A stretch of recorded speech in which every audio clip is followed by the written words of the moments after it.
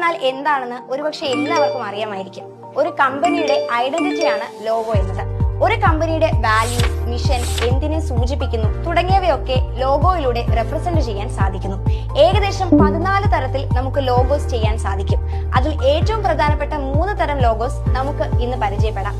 നമ്മൾ ഏറ്റവും കൂടുതൽ കാണുന്നതും ഏറ്റവും പ്രധാനപ്പെട്ടതുമായിട്ടുള്ള ലോഗോ ടൈപ്പാണ് കോമ്പിനേഷൻ മാർക്ക് ലോഗോസ്.